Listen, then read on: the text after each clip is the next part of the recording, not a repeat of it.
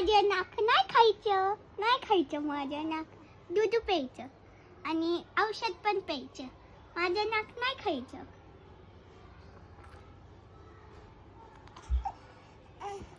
हो.